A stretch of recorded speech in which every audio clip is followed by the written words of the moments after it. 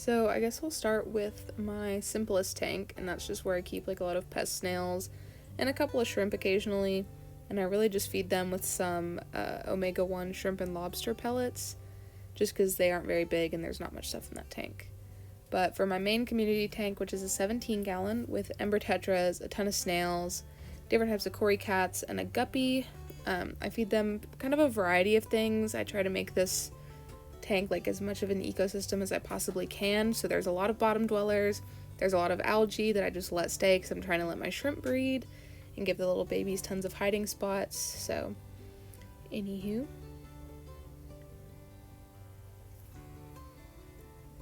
enjoy the b-roll. Pretty tank time. But my cories go ham on some Hikari sinking wafers. It's literally my favorite food to recommend to people. I also dish out Bacter 8E for the baby shrimp, just trying to make it a little bit more of a cohesive ecosystem for them. And occasionally I'll throw in some Max Breed. They don't love it, but they like it. Also Hikari algae wafers, a blend of a bunch of random foods, fluval bug bites, and also some Hikari micro pellets. And I put it all in this weekly pill box thing because my sister feeds the tank for me while I'm at college. But here's the cories going ham. I have skunk cories, panda cories, and Habrosus pygmy cories. I'm switching fully to the Habrosus pygmies, but I'm letting the skunks and the pandas just kind of live out their lives, happily.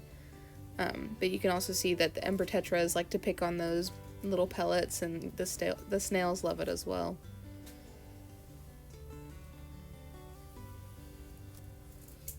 Cories are such little piggies.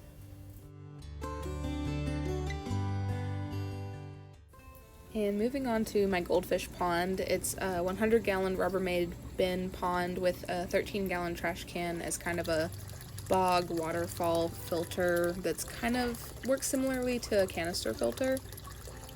So there's a lot of filtration, so I'm able to feed pretty heavily. There's also a ton of plants in there to try and suck up a lot of those nitrates. I love the New Life Spectrum goldfish food because it has garlic in it, which boosts their immune system and slime coat. Basically, if they're ever feeling under the weather, I try to feed them this. I also feed out the Hikari Goldfish Gold, just because Hikari food is typically good. They don't love this food, but it's pretty alright. And then I also feed out the Extreme Goldfish Pellet. Aquarium Co-op uses the Extreme brand, and I happen to have it at the fish store that I work at, so I figured I'd pick it up for them. I've been hand training my goldfish since I got all of them. I've got them all at different times. A lot of them are at different stages of life, which is usually kind of dangerous. You don't want to get bigger goldfish with smaller goldfish because some people get underfed. But since I hand feed and monitor them pretty closely, I make sure everyone gets enough food.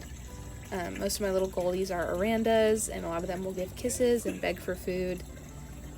But I also have some fantails in there as well, but they're all very sweet and very hand-friendly, which is pretty important with fancy goldfish, honestly. And then back at my dorm, I have a 5-gallon tank with my beta and some pygmy cories along with some snails and shrimp. My beta is a alien spade tail. He's super feisty and really funny. His main diet consists of the extreme pellets. Also, he really likes the fluval bug bites, and the leftovers go to the pygmy cories. And occasionally I will use the Seachem beta diet as probiotics. I also have the dial a treat, but he doesn't like that much. And then as far as the pygmy cories and the snails go, they pretty much just eat leftovers and algae, because this tank does tend to grow algae pretty bad. It always has. I think it's just because there's a really strong light, and while it is planted, it isn't super heavily planted. But I've been throwing in Shrimp King pellets every now and then. I've been doing the protein ones so the pygmy cories get a little bit more nutrition, but I'm hoping to phase that into a lot of what I feed more often. And here's my beta eating his extreme pellets. He's a grumpy little boy, but he loves him some food.